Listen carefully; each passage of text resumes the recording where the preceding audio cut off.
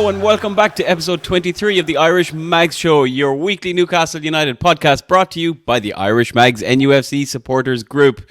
My name is Paul, I'll be your host for today, and joining me are the Irish Mags equivalent of Tino Asprilla versus Lomano Trezor Lualua in a cartwheel competition down the streets of Dublin.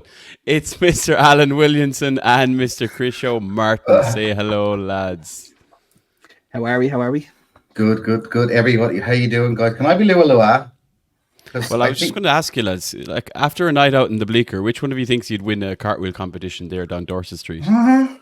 Well, I'd rather be Asprilla anyway, because Lualua once scored against us while on loan for Pompey, so you can be the traitor all you want. That sounds like Chris, all right. Yeah, see, this is the thing. I just walked right into it, or a cartwheel right into that. Cartwheel somersaulted straight into it, as you always do every single week, Chris, and there'll be plenty more of that to come. On this week's show, we'll be taking a look at last weekend's events, not only our own excellent 4-1 victory over Burnley, but also some of the other results that took place around us in the league, now that we are officially in the business end / squeaky bum time of the Premier League season. From there, we'll be assessing our chances in terms of league finish and European football this season. Chris is full of positivity, as he always is, so we'll find out more about that shortly. We're going to have a chat about some of the news headlines and kind of rumours that have been circulating in the Newcastle United, I suppose we call it the Twitter sphere, because that's where most of the noise gets made. Because there seems to be a lot of different things popping up in the last week, lads, since we spoke before. So we'll go through some of that. And then finally, for our spotlight, having seen Messrs. Isak and Wilson actually start together up front for the first time this season. Yes, lads, that did happen. Isak and Wilson, same pitch, same time at the start of a game.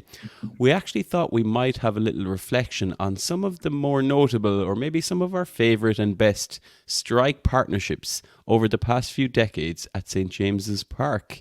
And there's some interesting ones, some very, very fruitful and powerful ones. And also some interesting ones is how I'll probably coin those other ones that we'll reference. And yeah, I think it'll make for some interesting discussions. Before we do all that though, let's do a quick check-in on the weekend's events across the Irish Mags community. Alan, we're going to come to you, I think. Couple of meetups, right? Including a first in a particular area of the country. Can you take us through it? I will indeed. I'd usually start this by going off about how great the Bleaker is and how amazing I am setting all this up and all that jazz. But tonight, naturally, yeah, standard. I'm going to give Mr. Chris Regan a pat on the back because he somehow managed to corner me in Rosie's there 2 weeks ago at what game were we at that we won 5-1 Sheffield United. I said, can I have an end of that flag because I'm going to do a meet-up in Castlebar? And me being 100% sober said, 100% you can have that. He did, and he set up a wonderful meet-up that was sparsely attended because of work commitments, but has been given promises that will be much better attended next time. But planting the seed. That's all it was. It was planting the seed. It was in Tolsters in Castlebar. Now, I'm not from Mayo. I wouldn't wish that affliction upon anyone. You could have fooled us, Alan, with that accent. You really could have fooled us that you're not from Mayo. Mayo men love to give Dubs a lot of grief, but to be fair to Chris, on that 10 out of 10, he absolutely smashed it out of the park, and he has agreed to do a couple more, but he still has to give me flag back. But I heard he's meeting up with Tev on Sunday or Saturday in Newcastle to hand it back. Man spends more time in Newcastle than Tev, which is an impressive fact. Mm-hmm. Yeah, and we obviously heard, Alan, a few weeks ago how, you know, the rules around the flags and the wrath of Alan Williamson if you don't return the flags. So Chris, we assume you are watching or listening. Just watch out there, okay? Make sure you get that flag back to Alan, or you'll have an angry dub travelling down to Mayo in the coming weeks. Then moving on to the Bleaker, was very, very, very well attended, but not entirely by Newcastle fans, because we were inundated by Leinster and Northampton fans. Now, we eventually kicked them out of our spot because rightly so. With the location of the Bleaker being a 3-minute walk to Croke Park, it was just one of the ports of calls that all the rugby fans were going to be at. But we had, I think, 15 or 16 lads in. Yeah. Couple of Geordies over, a couple of the regular heads, myself and Christian. Is were that there. Christian? It was. Yeah, I was I there. could see him. Two in a row. I know. I couldn't believe it myself. But we had a great old meetup. No, it was great. Usual heads. A few pints. Very well behaved. Nobody fell down the stairs. We did well. Oh, with Alan, wasn't there a guy? I wish I could remember his name. Again, this is because Alan feeds me points and I can't remember anything. I can barely remember the Always game. Alan's fault, yeah. But there was a guy came in, he heard about us on Twitter, where to watch Newcastle matches. John, Justin? he did give me his number, and I did add him into the group. So he's in the group, and he's part of the madness on Twitter. And he said he'll start watching this with his brother. Yes, with his That I brother. wrote down with his So I brother. got two new Irish mags coming to the Bleakers from now on. Yeah. Which Nice. is fantastic. And It's hard for Alan to remember Chris Show because Alan gets a lot of lads' phone numbers at the weekends in general, you know. So you Yeah, can't he remember them all, does. you know. nothing to do with Newcastle either. Sorry, Emma. Just on that point, if anyone's watching and has been kind of hemming and hawing about coming into one of the meetups, we don't care where you're from, what you look like. As long as you support Newcastle, you're 100% welcomed into one of our meetups. And as long as you support Newcastle, or if you bring another friend with you who doesn't, we'll only give them abuse. We won't give you abuse. We promise you. Yeah, we promise. strategic, in fairness. Yes, That always helps when the result goes well, in fairness. absolutely. And I suppose speaking of the Irish Mags contingent, Chris Show as well, another thing that popped up in the community, probably kind of timely, because coincidentally we had Jamie from the mag.co.uk on the pod last week. For anyone who missed it, do feel free to have a listen back or a watch back. We had a great discussion about his work with the mag and his own. He had some great stories, in fairness, of being a Newcastle fan down through the years and working in and around the club. But actually, subsequently, we saw a lovely piece actually published on the mag.co.uk about the Irish Mags community. And Chris, I believe you've been reading it in bed every night because you fall asleep probably after every couple of lines. Yes, I do, yeah. And especially when Al feeds me about 7 pints of Guinness. Yes. But yeah, I've been flicking through the mag since becoming a Newcastle supporter, and frankly, it was like getting ourselves into the program as well. I was stunned. Frankly, I was speechless, really, because when I clicked on it, it was the main thing on the homepage on the mag.co.uk, and I thought, wait a minute, that's Tev, that's me, that's Mary, there's Al, and there's a huge article. We're like, whoa! And then, obviously, if you look at it presently now, there's 275 comments on that article. Luckily, 271 of them are about the Man Red Crystal Palace match, but it's really well written and really well laid out by Tev, because obviously Tev is a legend, as we all know. It's really well written. It outlines everything that we're trying to achieve, and which I think we are achieving very much so. And then to give Mary and Cormac and Mark and Chloe a chance to talk about why they support Newcastle, how do they feel about being part of the Irish Mags, about being over in Newcastle, and it really just put us across in a real kind of, like, I hate to say professional, but it's just our group is kind of growing. I think this gear as well is really getting a name for itself. Recently washed, by the way. That's why it's also a lot more white. But once a season, yeah. Yeah, once a season. Yeah, it was really starting to honk. But no, it's really good, and really thanks a lot to Jamie, not only for coming on, promising to come on again and tell us some proper after-hour stories, but also giving us the opportunity to be in the mag. It's wonderful for us. It's really like a dream come true to be in the program, to be in the mag, and then also to have our own group with our own gear and meeting up at airports and stuff. I think if we look back on the year, if we had a checklist, they'd all be checked. There's a lot of checks there. That's a lot that's happened in the year, and I think when we get to the end of the season, I'd say we'll probably do a year in review, because I mean, not only has a lot happened in the Newcastle community, but especially with the Irish Mags, including the origin of this particular podcast that everyone's listening to and watching as we speak. But yeah, big shout out to the Mag. We'll put a link down in the description actually for that article. It is an excellent publication. We obviously talked to Jamie about it. Like, I even remember when it was a fanzine, but obviously now it's online. But the one thing you'll see and you'll notice is, like, there is content being smashed out every single day, so it's always super relevant. Like, you're getting the latest kind of information, facts, rumors as it comes out. So yeah, check it out indeed. Right, well, we talked about the weekend, lads, and despite a kind of a shaky start again against Burnley, now we know we get apprehensive with away fixtures, which we're going to talk about in a little while again. But I suppose once we kind of got through that 10 minutes, and we've seen this in other parts of the season where we're a little bit shaky, and then we get our flow, we get our rhythm, and then it just goes from there. It turned into a comfortable and, let's say, a dominant win against Burnley. We know Burnley are fighting relegation. They've been in decent form. It's taken them nearly the whole season to actually, I suppose, find a bit of rhythm, find a bit of flow, and actually pick up some points. Probably too little, too late for them, maybe. And we haven't helped their cause at all. But like, looking at how we even lined up for that game, that was probably the biggest talking point. And we've talked about it. We've talked about over the months where, is there plan A, plan B, plan C, tactical evolutions. We saw the changes against Spurs. We've seen where it's worked and we've seen where it hasn't worked. Obviously, Palace comes into the equation there. But in terms of, let's say, not necessarily counteracting Burnley, but actually taking on Burnley and saying, right, we smell blood here. I think Eddie Howe smelled blood there. And he went and said, I know that this tactic will actually expose their flaws, be that in midfield, particularly at the back.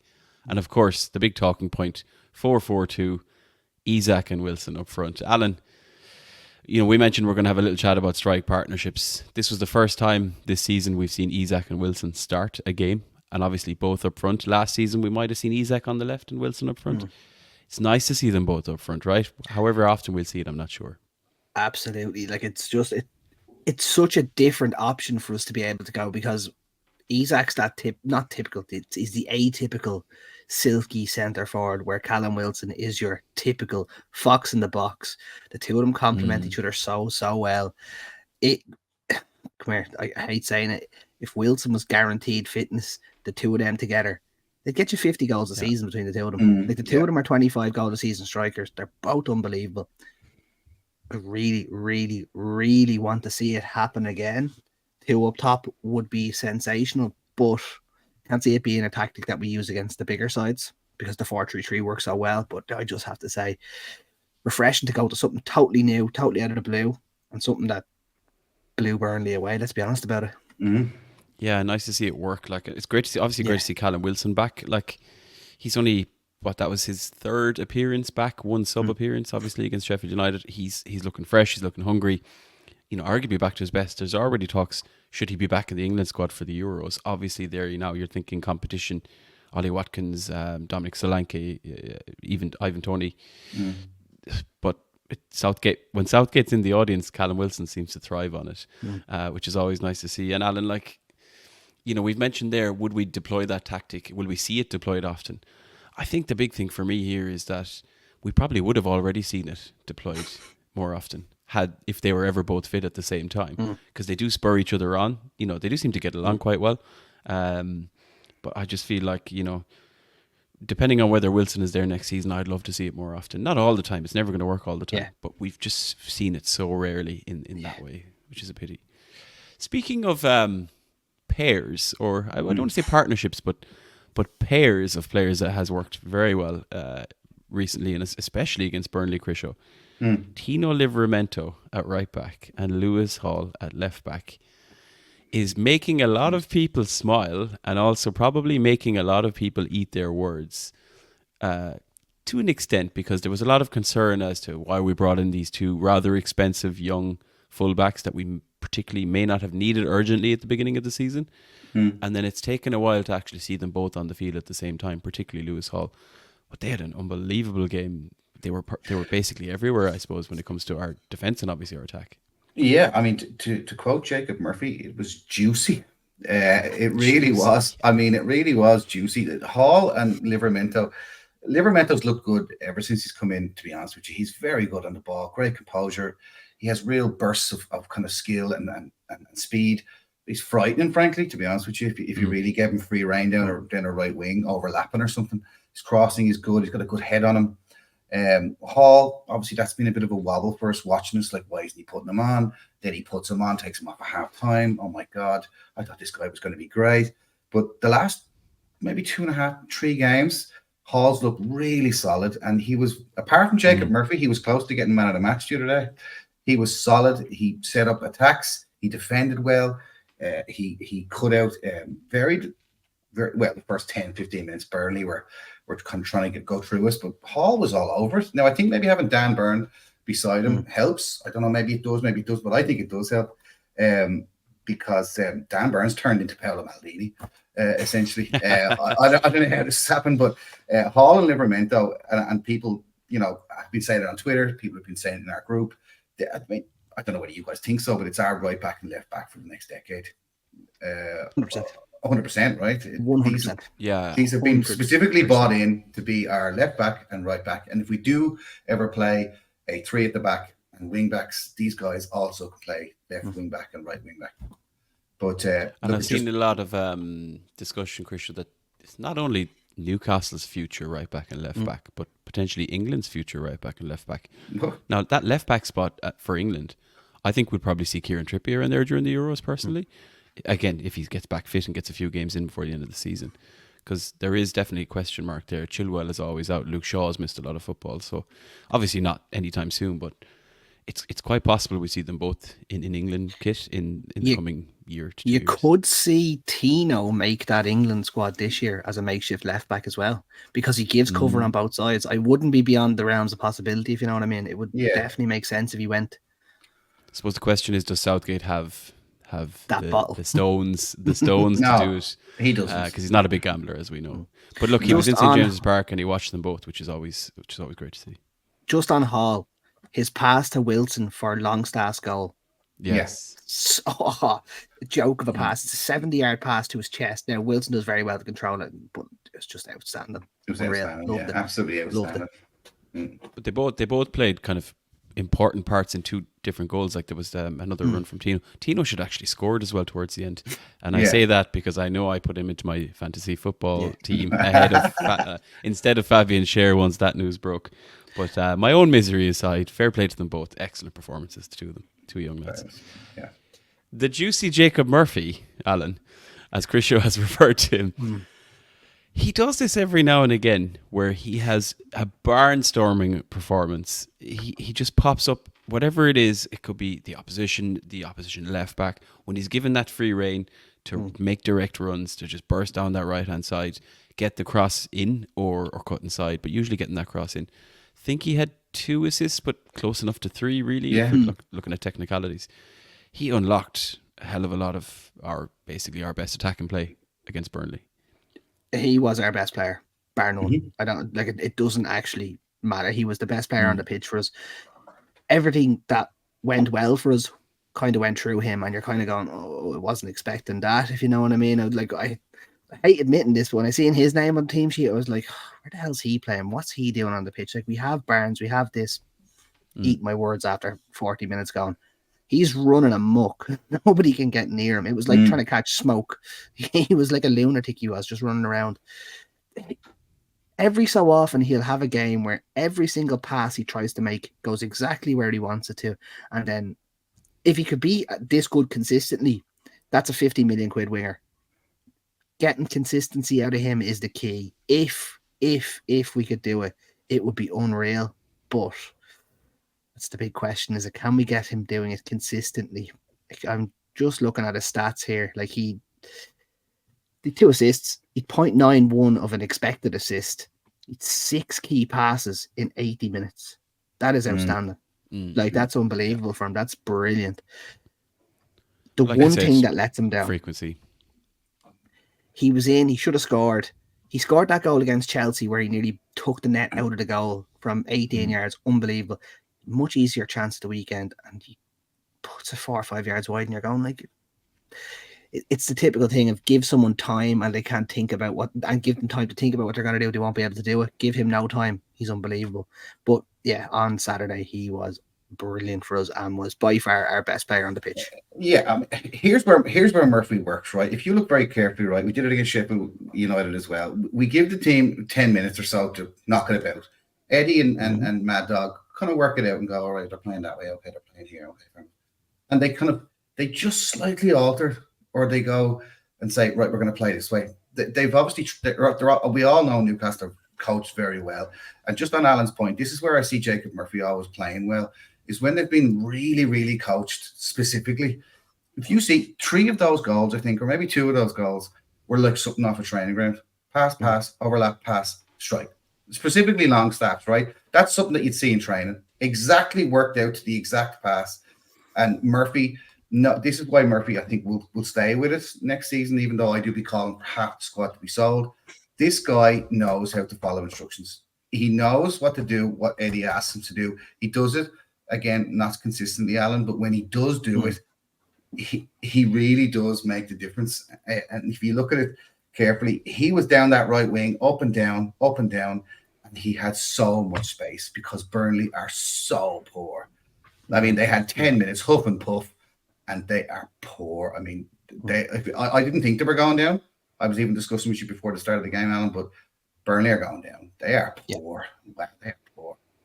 But they are. Yeah, they're very weak at the back as well. And you know, I think Vincent Kompany's received a lot of credit for, you know, he's really like trying to drive them to play in a certain way. Probably doesn't have all the pieces he needs to deploy that. But you'd like to think, you know, if they do go back down, if he stays, if they're continuing what they're doing, they'll be back up again. But it's hard to find that consistency, I suppose, depending on the personnel you can recruit. On the other wing, however, we just have a man that's going to win penalties until the end of time. And again, you know, if you're Gareth Southgate, this winger, Anthony Gordon, is so hard to defend. Like, and he's done it. What did we say? He's already scored big goals against the big clubs. I don't want to say the word big six because that phrase annoys the hell out of me because it's the most outdated phrase you'll hear in the Premier League.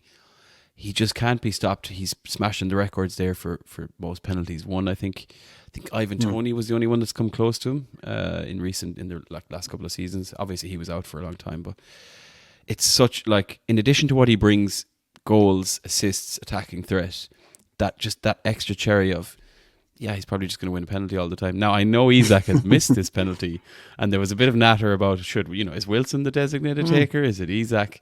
Isak obviously. Can I just say something? That's your fault.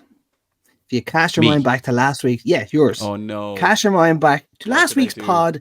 The exact words out of your mouth were, "I don't think you'll ever miss a penalty." Literally a week later. A week later. Fair play to you, Paul. Thanks for that one. You've come for me again, lads. I thought you only did this in the live pod when No. You've come for me again. I'd also conveniently forgotten that I said that last week. But yeah, it's fine. I've no problem Alex Isak missing a penalty when we're already 3-0 up.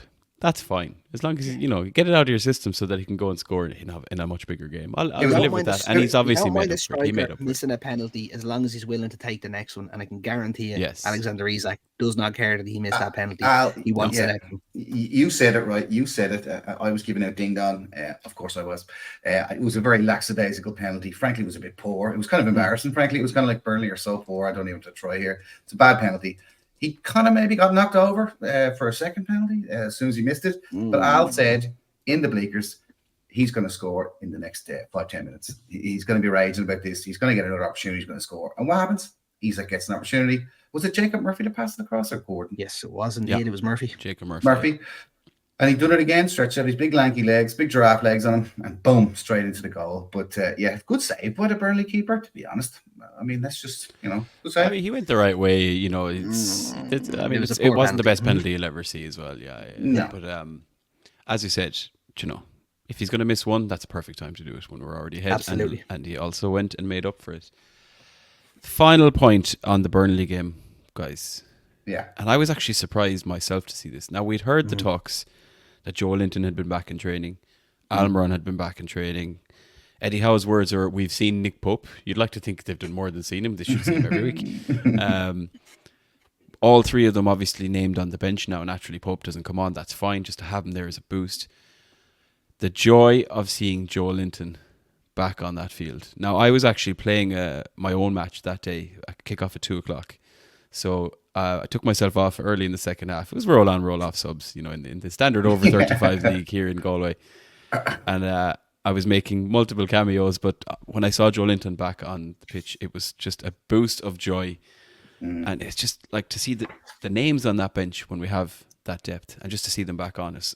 Again, it's just like going into these last 3 games, massive, Alan. Massive. Would you agree? Absolutely. Like it just, I think that's the first time we've actually had not the whole band, because we're still missing a couple, but since Villa, that's probably the strongest bench we've had. And Villa was a hell of a long time ago. Let's be honest about that. Villa was the first game of the season. But that's what I'm talking about. Like, 34 games ago. That's Yeah. all. Plus Champions League, Mental. plus FA Club, plus Carabao. Yeah, it's insane, and it just shows you what could be, and hopefully what will be. Yeah, going well, into and the the end other of this season and was- next season. Joe Linton was 13th on the combined list of duels and tackles, despite the fact he came on for 24 minutes or something like that. The man is just a battering ram, and I love him. Yeah, and he's And I and the think wives were there as well, and the wives and girlfriends were there, and then they went out for a celebratory dinner with Lucas Paquetta's girlfriend and themselves went out in London for 2 days. Had a right out chat about how Newcastle is so lovely and why doesn't he come in the summer, seeing as David Moyes has now been sacked. I'm gonna call it really early. Yeah, so I'm just gonna put this down on my list of absolutes. Lucas Paqueta will definitely sign, and it won't be £50 million. Alan, Be 80. again, do you think he's joining on the same time frame like in January when Chris O told us that Joachim Anderson was joining in the next few days in January? You guys will be I'll laughing on say the other so. side of your face. Laughing on the other side of your face. We're more likely to see Jeff Hendrick start as the 10 than Lucas Don't Paqueta bring him start. into That's how likely we are. Paqueta's gone to City. That's just a pep signing all day long. He's gone Yeah, to and City. it's been talked about for a long time. Yeah. Well, look, time will tell. The idea of having the three Brazilian amigos in the middle of the park is one to dream about, but maybe not so likely. We'll probably come back to transfers though shortly, lads. We will be having a chat about that in a later segment. So we've picked up another 3 points, and simultaneously, as we mentioned, a lot of other results have gone our way. So as it stands, we're currently 6th in the league. We are 2 points clear of both Chelsea and Man United. All of the same games played. I suppose you could say the power is very much in our hands in terms of holding on to that 6th place finish. There are some people who are very ambitious and dreaming of potentially we could catch Spurs if they drop points. We'll come to that in a minute. But for where we are now versus where we were before, it's fantastic to see like the rise to suddenly have it in our own hands, because that's often what doesn't happen at the end of the season. You're relying on other results, and I hate that. I hate actually watching a game and having to look at, okay, what's going on in the other game. Drives me insane. You much rather just playing what's in front of you, and that's where I want to see us, I suppose. So we have 3 games left, Alan. We've Brighton at home in the upcoming game at the weekend. We then travel to Old Trafford midweek to play Manchester United. We don't have to call them Christo's team. Everyone knows already. You guys are the worst. And then finally finishing with Brentford away. So before we chat about the league positions and maybe what the other teams are doing, I'm curious, Alan, to pick your brain on. Right, we've got 3 games left. 2 of them are away from home. Our away form has been patchy and sketchy, to say the least. So you need to call it now. What are we picking up from these last 3 games? How many points do you think we're getting? 7. 7. And we're going to win our next 2. So we're beating Man United, Brentford. and we're beating Brighton, and we're drawn away to Brentford on the last day because it's all already been wrapped up and we don't care, and we'll be on the beach. I see. Okay. Okay. So he's calling it, Chris Show. He's pointing to the bleachers, Babe Ruth style, and he's saying by the time we get to the final whistle in Old Trafford, we've wrapped up 6th place, potentially wrapped up Europe, obviously. Okay. Pin in that for the moment, Chris Show, and let's see if we think he's right or wrong. But obviously, there are other factors at play here. Yeah. We have on the list, like we have on the screen in front of us, Yeah. fixtures for our rivals in the table.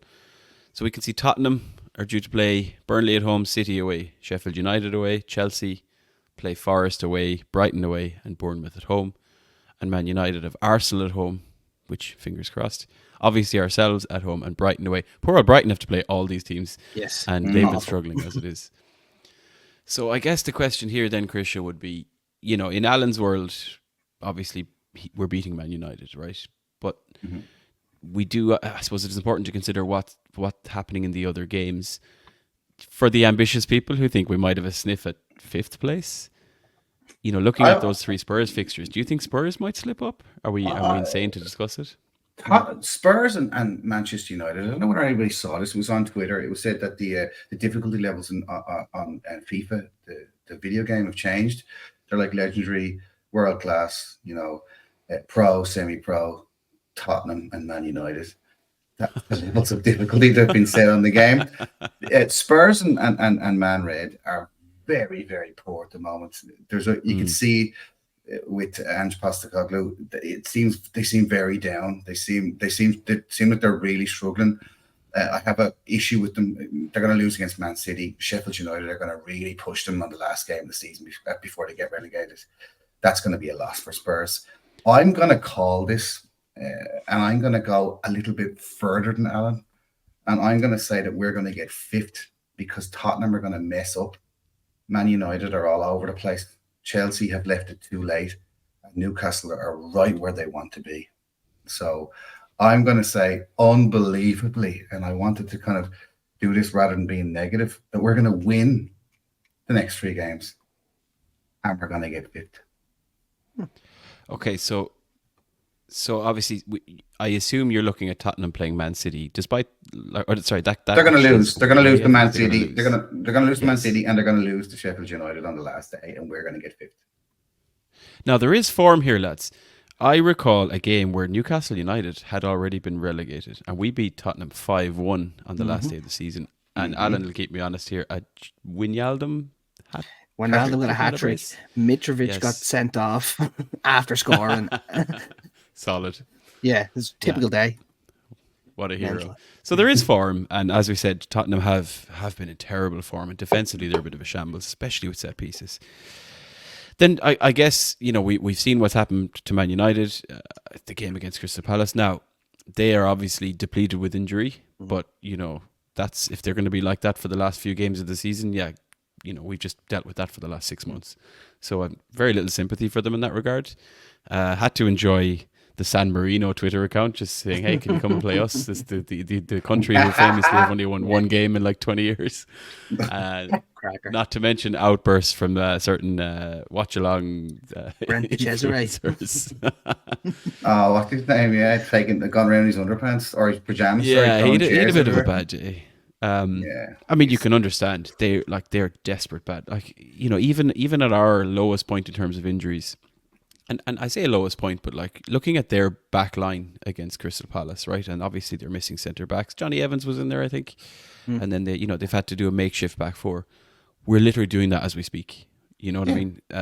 So it's hard to have total sympathy, in terms of, this isn't just them. It's happened to everyone. 2 £50 million fullbacks on the pitch. Like, I've no sympathy for them. None. Yeah. None. Yeah. We care about the lads care about playing for the club. They care about playing for the city. They care about playing for the fans, and they trust their manager. Those 4 things don't apply to Man Red. They don't apply. They don't even. Most of them don't even want to be there.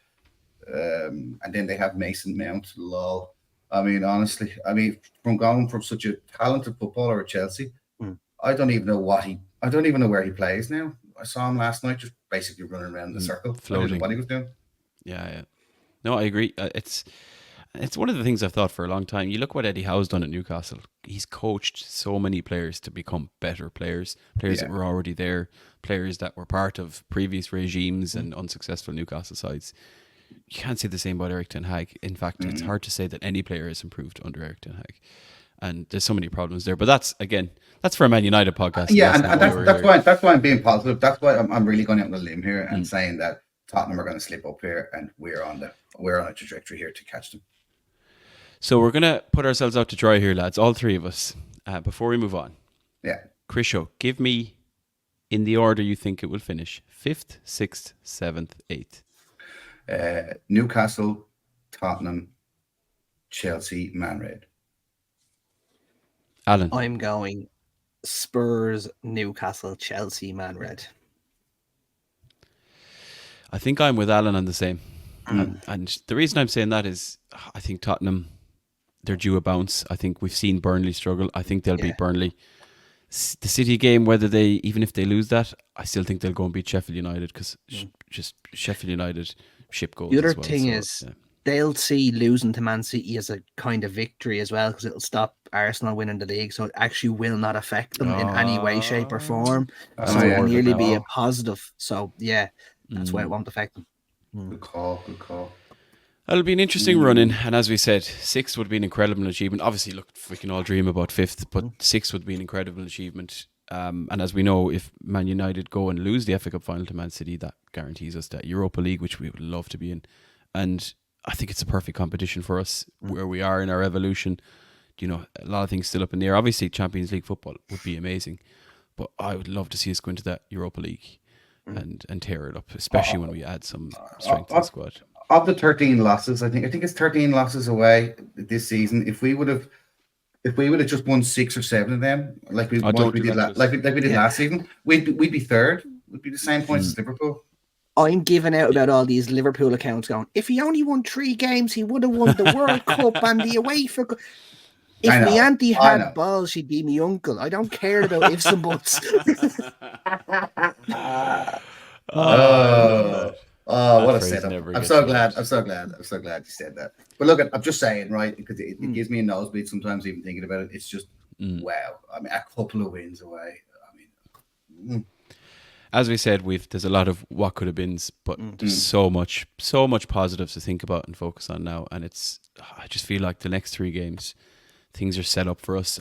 As we said, the power is in our hands, but we've got the squad back, the players back, the momentum back. And yeah, it's the 9 points are there to be won for sure. The biggest game of the season is Wednesday night against Man Red. Yes, that's the biggest game of the season. That's going to be something. That's going to be a right meet-up for everybody. Whoever wants to come in, it's going to be a right meet-up. Hopefully, Krisho will be cartwheeling down Dorset Street after a few points on Wednesday night after that game. As we alluded to, lads, it's been a busy week. Maybe a week and a half of news items, of rumours going around, different things popping up, like from the Newcastle Twitter account, from club accounts, journalists, from ITKs, various sources around the community. But I think there's a few things that have really popped up that's worth talking about. There's a few small things, you know. There was a lot of fuss made about Lewis Miley's new tattoo, which I just feel is totally unnecessary. If a man wants to get a tattoo for his 18th birthday, let's let him get a tattoo. Yeah, it's not great. Like I say, I wouldn't have got it, but you know, he got it. Good for him. It's on his arm. Yeah. So whatever. Yeah. Then there was the other news about Tonali's 2-month suspended ban, but to be fair, when I first heard that news, I had a panic attack, and then I realised it actually doesn't mean anything. So that's obviously a bonus as well. But there's a couple of other things that I think we should kind of talk through. The one big piece of news that came out, like it was probably last week, Alan, was I suppose you can call it news, even though I don't think we've heard any official confirmation. But the general consensus is that the club have decided that expanding St. James's Park is the way forward, and has, for the time being anyway, it seems to have closed down any talk of relocation. There's different numbers going around in terms of like how much we might be able to extend it by. But I suppose what have you picked up on, or what seems to be the actual close enough to the truth, not from the horse's mouth? All the speculation that I get it all directly sent to me from loads of people, or Twitter, you know yourself. Basically, it's saying that the Gallowgate's going to go from 8,500 to potentially 15 to 16,000. Now, that will make our capacity just under 70,000, because when you have different sets of fans in, you can't have the exact amount. You can only have, I think it's a 98% capacity of what you can actually fit. I think 60,000, it's clearly not enough, but it's not too far off being what we should really be at. There's people out there saying we want 100,000. We don't need 100,000. I think if we hit 70, 75, we'd be pretty perfect, if you know what I mean. Sell it out every week. You don't want to get to the stage where you've 100,000 people, with only 50,000 going. That'd sound awful. It would look awful. We don't want to end up... I hate saying it about the Etihad, because I've been to a game at the City of Manchester, or the Etihad, whatever you want to call it. The atmosphere was unbelievable at it. It wasn't a Newcastle match. It was Man City against Leipzig in the Champions League. Place was bouncing. It wasn't full, but the place was bouncing, and I was like, there's a pretty good atmosphere, if you know what I mean. So I don't want us to go down that route, but it looks like we're extending the Gallowgate. Look, we'd love the East Stand to be extended, but there's listed buildings behind it, and it's not going to happen.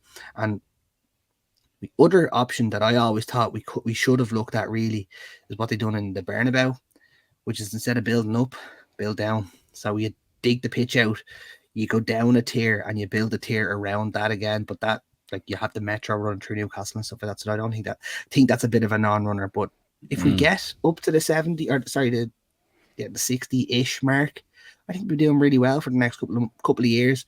It'll get us through a tough period. We can come back in a couple of years, regroup, look at the Leazes Park option of moving behind the stadium, which wouldn't be a bad shout if you know what I mean. But come here, more tickets available is always a good point for us. So not going to give out about that. Yeah. Yeah, no, fully agree. I mean, even as you said, if we got to 60 or adding $10,000, or even if that's same more, as it might be 8, still a 20% increase, and it's catching up with what a lot of the biggest clubs in England have right now. So as you said, that would bring us up to where we'd need to be in the immediate future. Not maybe for the long term, but we know that, right? And we're all realistic about that. And as you said, Alan, more space, more seats, more tickets. Everybody listening to this would be music to our ears. Absolutely. On a slightly related note, Chris Shaw, and maybe a little bit more ambiguous in terms of what it actually means, but we've been picking up on this talk of a sponsor emerging, a new sponsor possibly. Obviously, we've seen a lot of different renditions, high and low quality of what the new kit might look like with Adidas and selling all that, but have you picked up on this talk of a new sponsor emerging and how and where that's fitting around? Our controversial ex-pal, Sean Casey, I say ex-pal, I'm only messing. Our controversial pal, no, I'm only being sensational. No, our super pal, Sean Casey, was talking about FBS rules, new sponsor coming in, But what's we call it? Formula E, FIA, Formula E is going to be, I think that they're owned, they're owned by the PIF, which I'm not sure. I mean, they've gone ahead and done the sponsorship deal, but I think there's going to be a lot of complaints once it's kind of rolled out tomorrow and the next couple of days. It's a considerable amount of money over 3 years.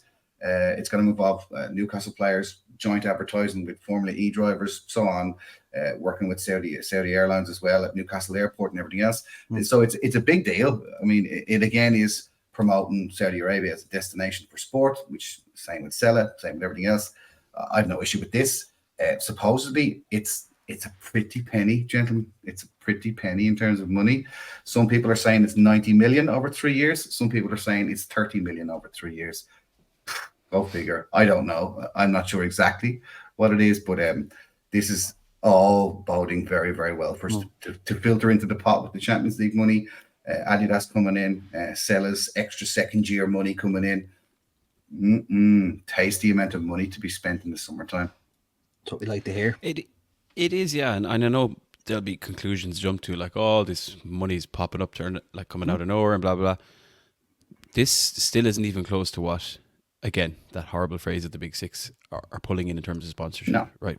We're not even close, even adding this onto it. So, again, for a club this size, where success is potentially on the cards, European runs, international exposure, big name players, this is standard behavior, right? I mean, you can always question it, don't get us wrong. You can always question the source of the income and the Saudi influence and all that, right? And rightly so, that should be discussed so that, the right things can be influenced. But at the same time, this is where we should be as a club, and this is where we have failed in the past in terms of not optimizing for revenue and for sponsorship. Yeah. And Chris alluded to there, Alan, as well. Something popped up on my phone today. And I had to kind of have another look. I wasn't sure what I was seeing. This hashtag secret driver has started to do the rounds, and it's obviously linked to kind of what Chris has mentioned there. There's already some discussions about, okay, there's seemingly a mysterious person, a mystery person underneath the helmet driving around in the car. And there's a few different theories as to who it might be. I did see a Photoshop of John Joe Shelby in there, but I'm fairly sure that wasn't real. I'm surprised Chris didn't try and Photoshop Jeff Hendrick into there, but I'm also... I tried, but they banned me. They banned me from doing it, so... Yes. Well, Alan, I have it on good authority that you've polished up your tinfoil hat today, because you have a theory yourself. I have. So I spent about... Well, I shouldn't be saying this in case my bosses listen. I spent about 40 minutes on Instagram today looking at Alexander Isak's Instagram, zooming in on his hands specifically. If anyone's looking over my shoulder, they were going, "What the hell is this lad?" Hand fetish. Yeah. So if you do have a look at the video, when he goes to take off the helmet, it's Alexander Isak's hands. I don't care what anyone says.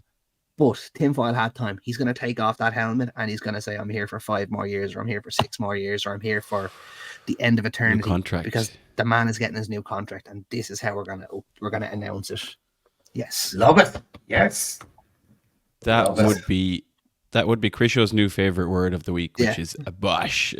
Bosh, lads, bosh. Bosh. If we can, I mean, I'd love to wake up tomorrow or whatever, one of the days, to know that that's happened because, Absolutely. look, obviously the last few months, Bruno's been playing out of his skin. Obviously, Isak has just, shot up the goals charts. And a lot of accounts, it's not like the Arsenals of the world that weren't already aware of Bruno and Isak, but a lot of accounts seem to be just waking up to the fact that these players are elite.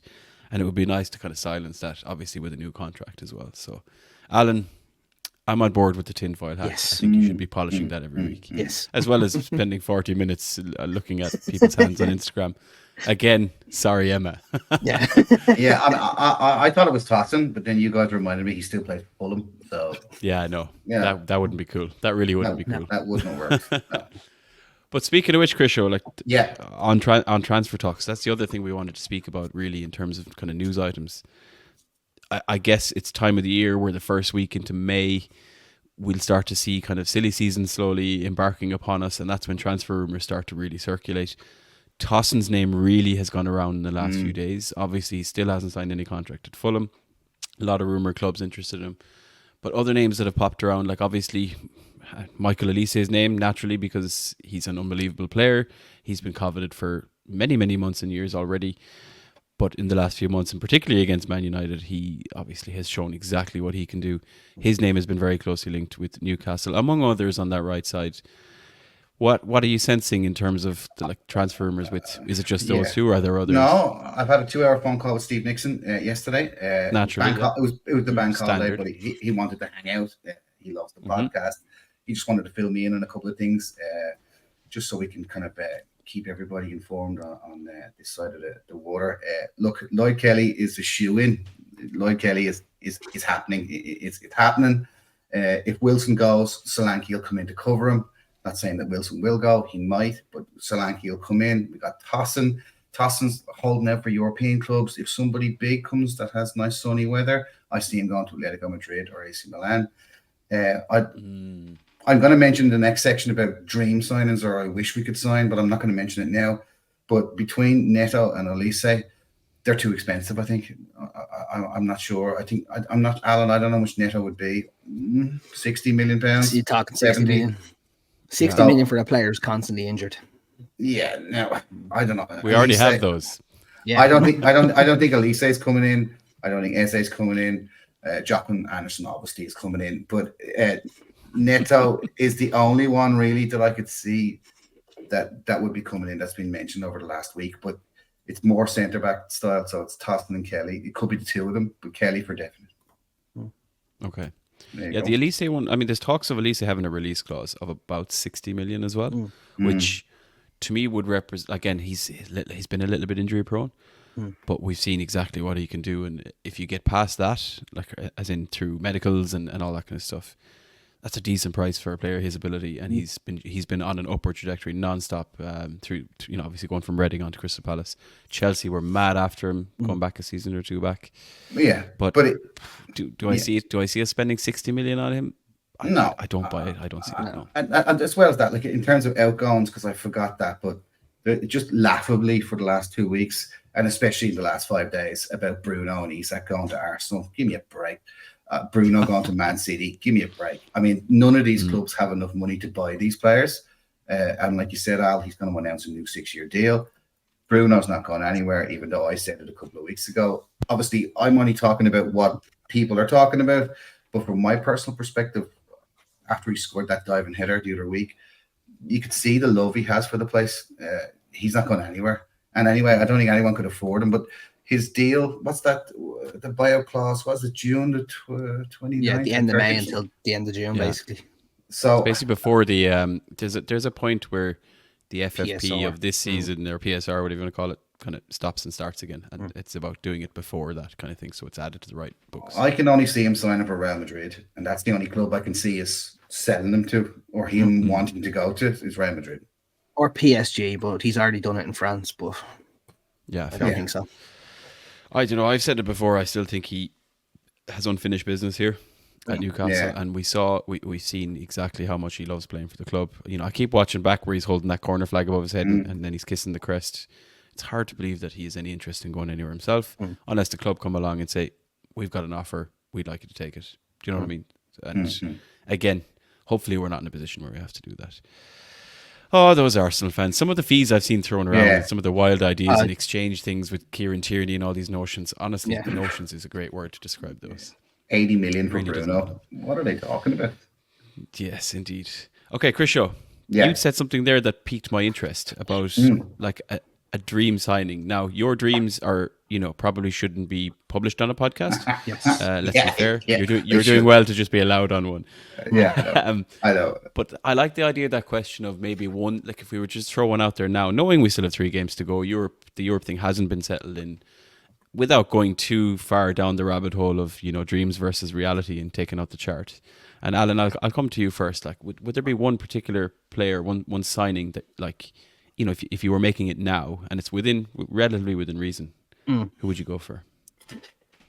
Plenty to pick from, but with everything that went wrong for us in centre back this year, and I know we have a couple of freebies lined up potentially, I'd like to see us take a punt on Ousmane Diomande from Sporting Lisbon.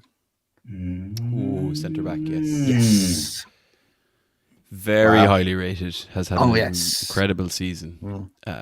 Potentially a high fee. Not sure if there's a release clause there. Again, these things are just never clear. I was reading the other day, there is a release clause of 80 million, but even Sporting are like, okay, we jumped the gun on that one. We'll take 40. So if they will take 40, he's worth taking the punt on 40. Any more than that, you step away. He's not worth anything more than 40 million.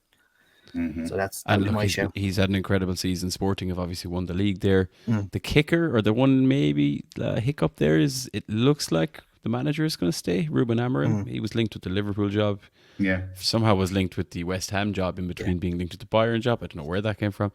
It looks like he's going to stay, in which case you might think some of those players, similar to like Alonso at Leverkusen, they might fancy a crack at the Champions League and go on again. So that's one to watch. Okay, I like it. We're going to need a centre half. We're short 2 in particular going into next season. 2 important ones as well, especially with Botman gone. Chris Shaw, where does your dreams go and keep it clean? Yeah. Jeff Hendrick has a nephew. His name is Steve Hendrick. He plays for Bohemians. No, I'm only joking. Obviously, I'm only joking, everybody. No, okay. Benjamin Sesko. For 50 million euros release clause. We missed out on James Maddison. This guy is legit technically gifted.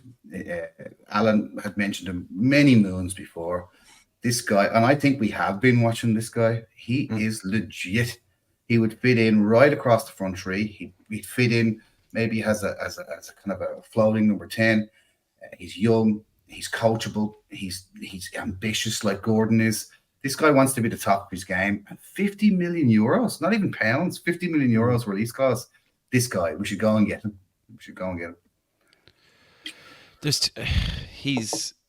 I feel like he's still even breaking out. Do you know what I mean? He still isn't even in like full flow, I think, at Leipzig. But he's there alongside another chap, Lois Openda, who only just moved from France last season. Between the two of them have, like we said we're going to talk about strike partnerships. We might actually hold that for next week, lads, because we're probably going to run out of time. But the two of them have actually, whether they've been rotating or actually even on the pitch together, they've both scored in multiple games as well. So I like the idea of both. And obviously there's a big question mark on Callum Wilson. I think we're going to need 3 probably anyway. But I think what happens with Callum Wilson will determine how big or how small or how old or how young we go for that striker position. Okay, interesting. The one I've been thinking about, lads. Now, obviously, it's easy to dream about Olise, having watched. We watched him play against. Well, he was only on the bench against Newcastle, but especially having watched him play against Man United as well. Again, I think that's going to be a big price for us to pay. But there's another player in that same position, right wing, we'll say, who is Johan Bakayoko. He is the right winger for PSV, who've just won the Dutch league in the Eredivisie.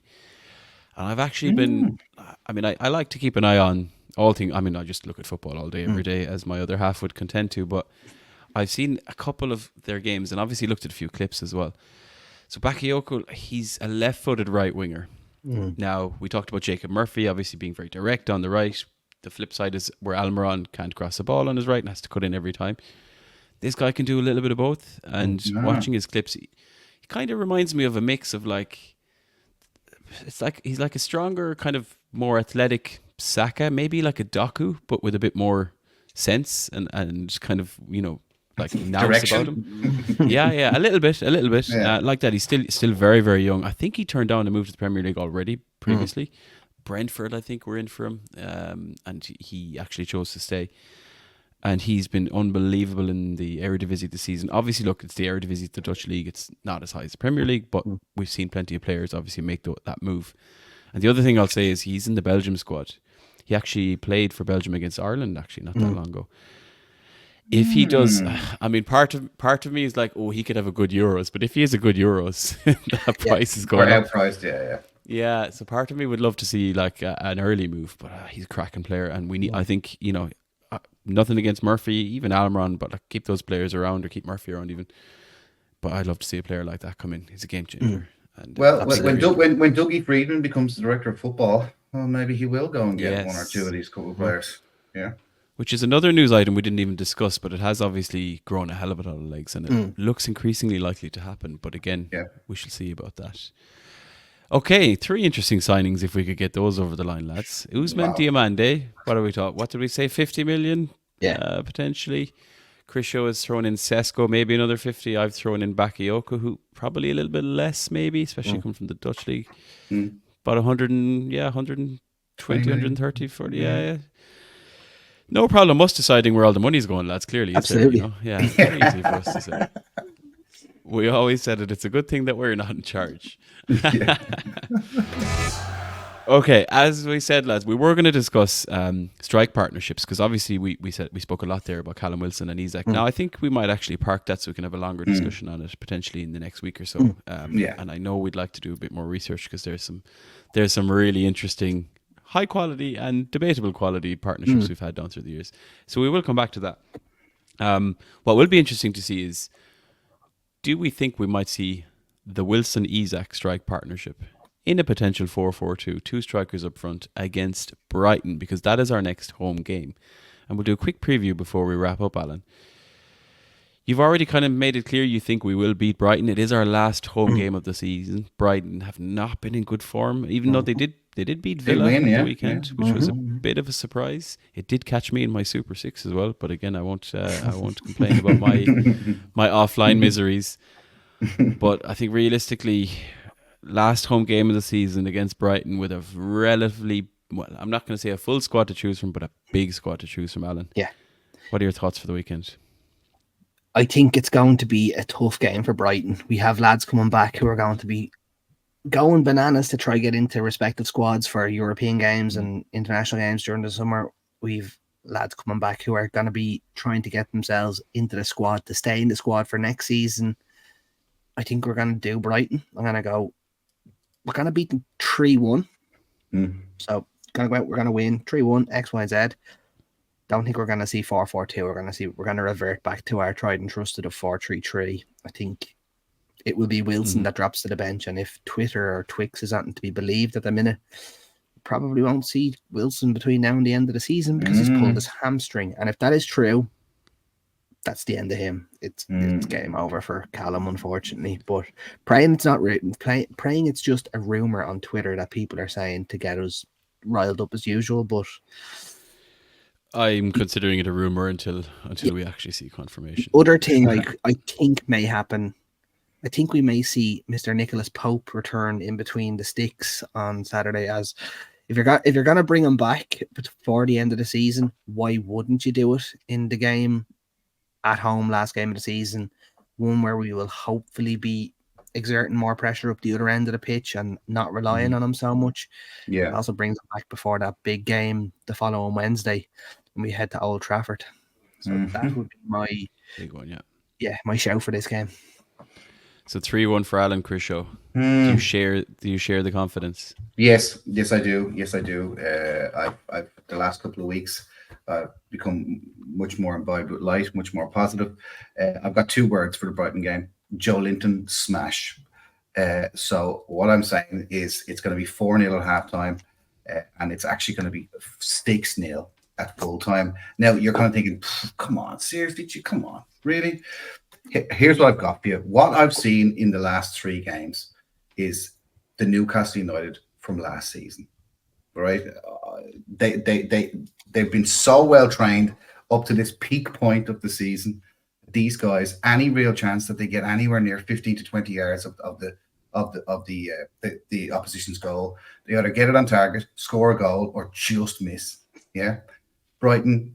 De Zerbi's not going to be their manager next season. He's heading on somewhere better than Brighton. They all know it. That's where their season has fallen to pieces because, these guys talk about stuff. So, okay, maybe not 6-0, right? I'm going to say 4-0. Sorry. It'll be 2-0 at halftime and 4-0. Forget the 6-0. So 4-0. Joe Linton smash. He'll smash the whole game. It'll be 4-0 and it'll be a walk in the park. So we have a 3-1 for Alan and a 4-0 for Crisho. Yeah. Now, I know, so I mentioned the word Super 6 there a while ago, lads, because there's a league I'm in and it's coming to a close, and I'm not going to lie, I'm sitting on top of it at the moment, and there's a bit of a prize. And as I saw that Newcastle were one of the 6 teams against Brighton, that match is included. 3-1 went straight into my head, Alan. However, we can't pick the same, can we, in the sake of variety. So I'm going to go... Do you know what? I was tempted to go for a 5-1, but I'm going to just throw it out there. I'm going to go 2-0. I'm going to say we lock it down. Bit of strength in the field, as you said, with Joe Linton. But obviously we're in a bit of a choppy, changey kind of a mode. I'm not sure what we're going to come out with. So I'll just go with the 2-0. Maybe safe, maybe not. So I mightn't put that in my Super 6, but I'm throwing it out here on the pod. just with the 2-0, just 2. Just with the pod. Just the 2-0. Yeah, and I know, Alan, I know you're a competitive individual, and maybe at Christian we shouldn't have let him go first. Yeah. Different one. Are we going to back this, lads? We are indeed. Yeah, I've got about maybe 12 predictions right over the season. Now this is just obviously my figures, and about 125 wrong. Yeah. But that's different. Yeah, of course. But I've got about 12 right. This is going to be a very enjoyable game, and anyone who's going to it is very, very lucky because we're right on the bounce now, real on the bounce. And Eddie Howe, just so everyone knows, not to promote somebody else's podcast stuff, but I think he's doing quite well without us promoting him. But he's on the Overlap tomorrow with Gary Neville, so tune into the Overlap tomorrow for Eddie Howe talking some sense. So yeah. Nice. Okay. Looking forward. €2 match bet. We'll circle on it next week to see who has the right score. And I love it. Okay, yeah. Okay, €2. If that 5-1 comes in, I'm going to be spitting. I think I've got €2 knocking about. Okay. I'm sure you'll dig it out. Yeah. Look, the other thing is you might find €2 on the street, on Dorset Street, when you're cartwheeling up after your 4-0 victory at the weekend. Lua. Oh, yeah, I love it. Bosh. Bosh. Right, well, that just about wraps things up for this week, lads. As always, listeners, thank you very much for tuning in this week. Please be sure to smash that like button on the video if you're watching on YouTube, as well as subscribing to the channel. If you're listening on Apple or on Spotify or any other podcast platforms, be sure to drop us a follow, and of course, leave us a 5-star rating. We've had some really, really great comments and feedback coming in so far on the show. We appreciate everyone who's obviously rated us so far, dropped a like, dropped a subscribe, dropped some comments. The more, the merrier as we keep going through this. We will, of course, be back for more Irish Magnus next week. So until then, all we can say is, how way the lads, slán go fóill, and we shall see you all very soon. Say goodbye, gents. Slán a bhaile, lads. Slán a bhaile, slán lad. See you guys. Have a good week. Enjoy the weekend.